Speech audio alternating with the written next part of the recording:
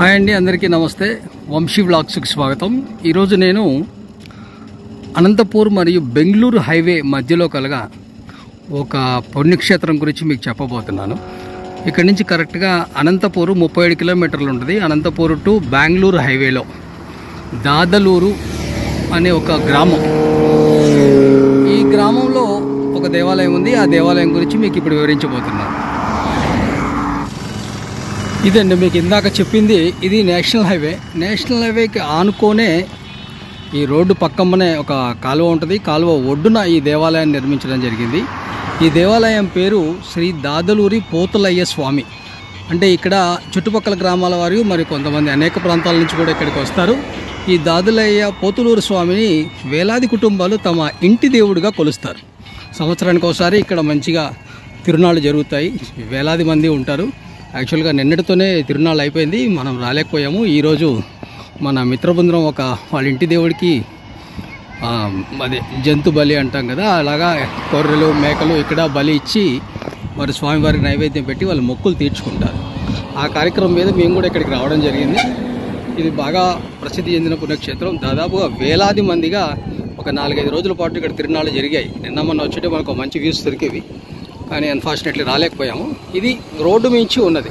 ఇది జస్ట్ ఇది పక్కన హైవే అండి. పక్కన నుంచి రోడ్డు పక్కన నుంచి దేవాలయం ఇలా ఉంటుంది. మనం కిందికి దేవాలయం వెళ్దాము. దేవాలయం లోపల కూడా ఎలా ఉందో చూద్దాం. ఇక్కడ చూడండి, ఈ రోజే ఈ మాత్రం జనసందోహం ఉంది చుట్టుపక్కల. అదే నిన్న మొన్న వచ్చుంటే అసలు మనకు వీడియో తీయడానికి కూడా సాధ్యమయ్యేది కాదు.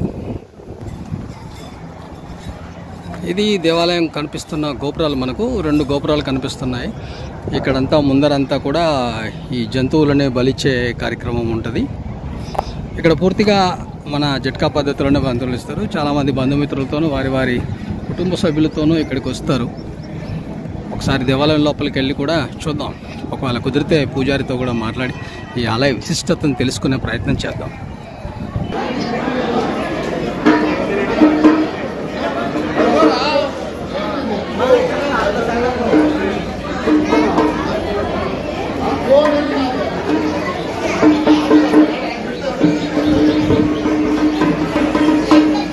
ఇది దేవాలయ లోపలి దృశ్యం. చాలా సాంప్రదాయ పద్ధతిగా మన గ్రామీణ వాతావరణం జరిగే ఇది. చూడండి, ఇలా వాళ్ళ ఇక్కడ ఒక ఆయన ఉన్నాడు. ఆయన ఒక వాయిద్యపర తబలా, డప్పు లాంటి తబలా వాయిద్యాన్ని వాయిస్తున్నాడు. ఇక్కడ అన్నీ కూడా జరుగుతూ ఉంటుంది. ఇది దేవాలయ ప్రాంగణం. ఇదంతా చూస్తున్నారు, ఆధునీకరంగా ఉంది. చాలా బాగా అభివృద్ధి చెందింది. ఇక్కడంతా కూడా దేవస్థానానికి విరాళాలు ఇచ్చిన వారి పేర్లు అన్నీ కూడా పెట్టడం జరిగింది.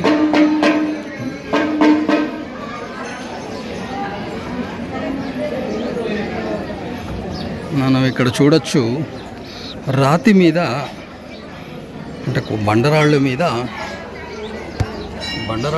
దేవతా విగ్రహాలను కొలిచారు. మరి ఇవి అప్పటివో పాతవో పురాణవో తెలియవు, మొత్తానికైనా ఇచ్చారు. చరిత్ర ఉట్టుపడేలాగా జరిగి ఉన్నాయి. ఇలా రాత్రులను కూడా మనం పూజిస్తాం.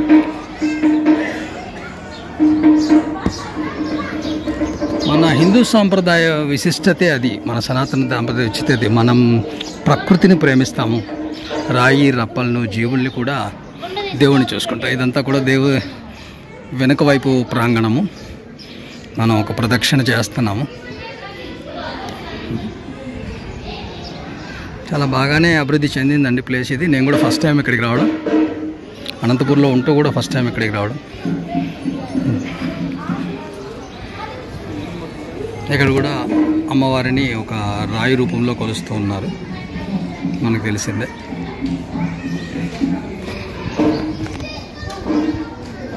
ఇటు పక్కన కూడా ఇంకో దేవాలయం ఉంది. ఈ దేవాలయం దర్శనం కంప్లీట్ అయిన తర్వాత మనం అక్కడికి వెళ్ళడానికి ప్రయత్నం చేద్దాం.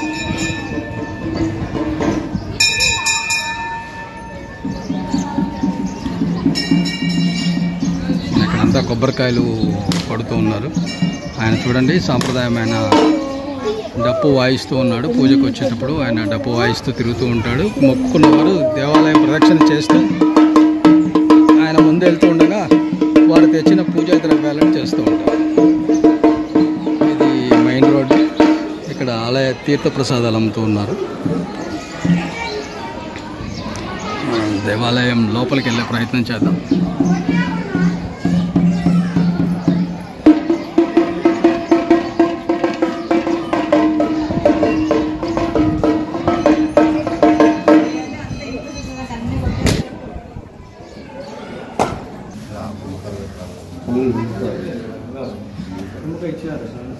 ఇది దేవాలయంలోని ప్రధాన విగ్రహం.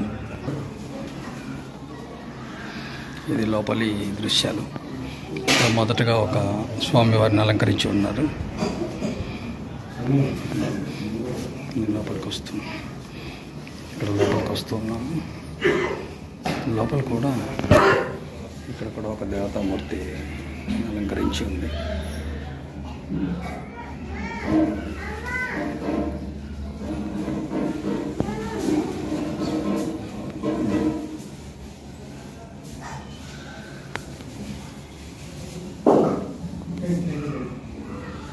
ఇక్కడ దేవాలయాల స్తంభాలన్నీ కూడా చాలా సాంప్రదాయ రీతిగా వాటి మీద అన్నిటి కూడా దేవుళ్ళు, దేవతామూర్తులు మరియు వాటి ప్రతిమతో చాలా అందంగా చిత్రీకరించారు. మొత్తానికి చూడదగ్గ ప్రదేశం.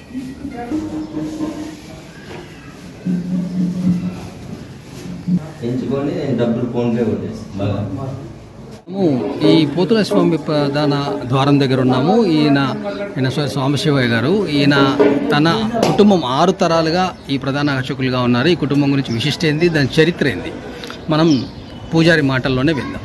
అయ్యగారు మీరు చెప్పండి. శ్రీ గురుభ్యో నమః, శ్రీ మాత్రే నమః. నా నామధేయం సాంబశివయ్య. నేను ప్రధాన పూజారిగా పనిచేస్తున్నాను. ఈ గుడి శ్రీ లక్ష్మీ చెన్నకేశ్వర స్వామి, శ్రీ బంగాలింగయ్య స్వామి, శ్రీ పోతరాయ స్వామి దేవాలయాలుగా ప్రసిద్ధిగాంచినది. ఇక్కడ దాద్రూరు గ్రామము, కరంగానపల్లి మండలము, సత్యసాయి జిల్లాలో వెలిచినటువంటి శ్రీ శ్రీ శ్రీ పోతరాయ స్వామి దేవాలయము. తర్వాత ఇక్కడ అనేక ఆచారాలు, విచారాలు, వ్యవహారాలు ఉన్నాయి ఈ దేవస్థానంలో. ఈ దేవస్థానం వచ్చేసి ముఖ్యంగా శాలివాహన శకం శ్రీకృష్ణదేవరాయలు పరిపాలన చేసినటువంటి కాలంలో ఆయన మనవడు అచ్యుతారాయలు ఈ గుడి ప్రాకారాన్ని నిర్మించినట్టు చరిత్ర మరియు శాసనాలు చెబుతున్నాయి.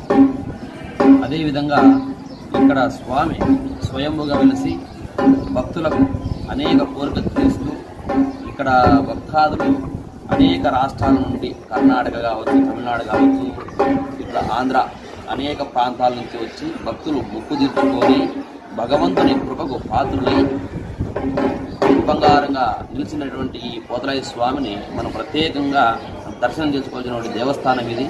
ఎన్నో వేల సంఖ్యలో వచ్చిన భక్తాదులు, చాలా వేల సంఖ్యలో భక్తాలకు రావడం జరుగుతుంది. చాలా ప్రత్యేకత ఇక్కడ ఏమంటే స్వామివారికి గావుల మహోత్సవం జరుగుతుంది. ఈ గావుల మహోత్సవం వచ్చేసి స్వస్తి శ్రీ శోభకుమార సంవత్సరం పాల్గొన శుద్ధ పంచమి నావద్దు గావుల మహోత్సవం జరుగుతుంది. స్వామికి ప్రత్యేకంగా గావుల మహోత్సవం చాలా హైలైట్ ఇక్కడ. దాన్ని చూడడానికి చాలా ప్రాంతాల నుండి, వివిధ ప్రాంతాల నుండి వచ్చి భక్తులు తిలకించి స్వామివారిని దర్శనం చేసుకొని పోవడం జరుగుతుంది. ఇప్పుడు రీసెంట్గా మొన్ననే అంత ఒక 14వ తారీఖు, ఈ నెల మార్చి నెల 14వ తారీఖు గావుల మహోత్సవం కూడా సంపూర్ణమైనది, విజయవంతమైనది. అదే కాకుండా ఇక్కడ దీనికి ఒక కమిటీ అనేది ఉంది. ఇంతకుముందు ఈ క్షేత్రము ఇంత అభివృద్ధి కావడానికి మా తాతగారైనటువంటి మార్కాపురి శ్రీ చెన్నకేశులు, గ్రామస్తులు, ఆచారస్తులు, తర్వాత కమిటీ వారు ఈ దేవస్థానం ఈరోజు ఇంత అభివృద్ధి కావడానికి కారణము.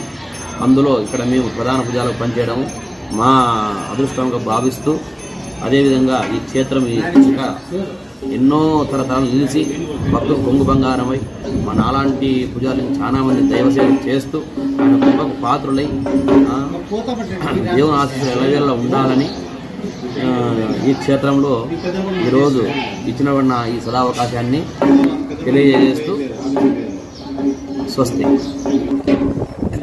ప్రధాన పూజారి గారు చెప్పినట్టుగా శ్రీకృష్ణదేవరాయల కాలం నాటి శాసనాన్ని మనం చూస్తున్నాం. దగ్గరగా చూడండి. ఇటు ఎడం వైపు సూర్యుని సంకేతంగా సూర్యుని విగ్రహం ఉంది. కుడివైపు చంద్రాకారంలో చంద్రునికి తాకడం, మధ్యలో మహాదేవుడి పరమశివుడైన శివలింగం ఉంది. వాటి మీద ఈ లిపి మీకు కరెక్ట్గా కనిపించకపోవచ్చు, బట్ ఇది ఆ కాలంలో నాటి శాసనాలు. సో దీన్ని బట్టి అర్థం చేసుకోవచ్చు మనం ఈ స్థలం ఎంత పురాతనమైనదో, శాలివాహన శకం అంటే ఎంత పురాతనమైనదో మనకు అర్థమవుతుంది. ఇప్పుడు ఇదే ప్రాంగణంలో కల రెండవ దేవాలయము చెన్నకేశ్వర దేవుని దేవాలయం. ఇది చెన్నకేశ్వర దేవాలయము. ఇది పక్కన మనం ఇందాక చూసిన పోతులేశ్వరం దేవాలయం. ఇది రెండవ ప్రాంగణము. ఈ గుడి లోపలికి వెళ్ళడానికి కూడా మనం చూద్దాం. సో భక్తులు ఇక్కడ కొబ్బరికాయ కొట్టి వారి మొక్కు తీర్చుకుంటున్నారు. దేవాలయ ప్రాంగణం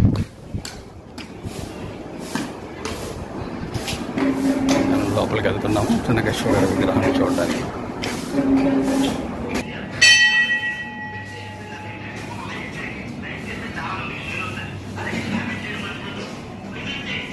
పూజారి గారు హారతిస్తున్న దృశ్యాన్ని మనం చూస్తున్నాం.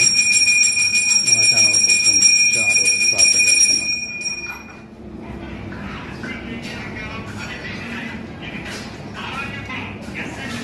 ఇప్పుడు మనం పోతులయ్య స్వామి పక్కనున్న చెన్నకేశ్వర దేవాలయంలో ఉన్నాము. ఆ ఆదాయాన్ని తరతరాలుగా వాళ్ళ కుటుంబాలు పూజిస్తున్న లింగమయ్య గారితో మనం మాట్లాడదాం. ఈ దేవస్థానం యొక్క చరిత్ర కానీ ఆయన వాళ్ళు ఎప్పటి నుంచి పూజ చేస్తున్నారు, ఇక్కడ విశిష్టత గురించి మనం తెలుసుకుందాం వారి మాటల. నమస్కారం లింగమయ్య గారు, చెప్పండి.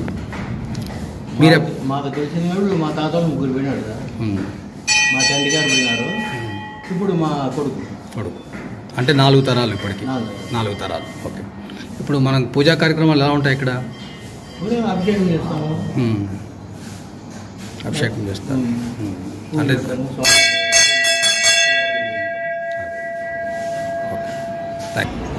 ఇది ఈ 2 దేవాలయాలకు సంబంధించిన చరిత్ర. మీరు ఎప్పుడైనా మీ జీవితకాలంలో ఒకసారి అనంతపురం బెంగళూరు మార్గంలో వెళ్తూ ఉన్నప్పుడు ఈ దేవాలయాన్ని సందర్శించి చెన్నకేశ్వర స్వామి మరియు పోతులయ్య స్వామి అంటే సాక్షాత్తు ఈశ్వరుని అంశగా చెప్తారు, ఈశ్వరి అంశగా చెప్తారు వీళ్ళు. కాబట్టి ఇక్కడ మేకపోతులను బలివ్వడం అనేది ఒక ఆచారంగా వస్తుంది. ఈ తరతరాలుగా ఈ కుటుంబీకులు వీళ్ళని ఎవరైతే ఇంటి దేవుడిగా కొలుస్తూ ఉంటారో వాళ్ళందరూ కూడా సంవత్సరంలో ఒకరోజు వచ్చి వారి యొక్క కుటుంబాలే కాదు బంధుమిత్రులు అందరినీ కలుపుకొని ఒక పండుగ వాతావరణంలో ఇక్కడ ఈ మహోత్సవాన్ని జరుపుకుంటూ ఉంటారు. ఈ సందర్భంగా జంతు బలులు ఇక్కడ సమర్పించబడతాయి. ఇక్కడ ఇది ఆచారం. సో దయచేసి భక్తులు ఎవరైనా అనంతపూర్ టు బెంగళూరు వెళ్తున్నప్పుడు కానీ, అనంతపూర్ నుంచి బెంగళూరు వెళ్తున్నప్పుడు కానీ 37 కిలోమీటర్ దూరంలో నేషనల్ హైవే పక్కనే ఉంటుంది, రోడ్డు మీదే ఉంటుంది ఈ దేవాలయం. దేవాలయం యొక్క పేరు దాదులూరు పోతులయ్య స్వామి దేవాలయం. మీరు దయచేసి దర్శించండి, భగవంతుని కృపకు పొందకండి. వీడియో నచ్చితే షేర్ చేయండి, లైక్ చేయండి, సబ్స్క్రైబ్ చేయండి. Thank you.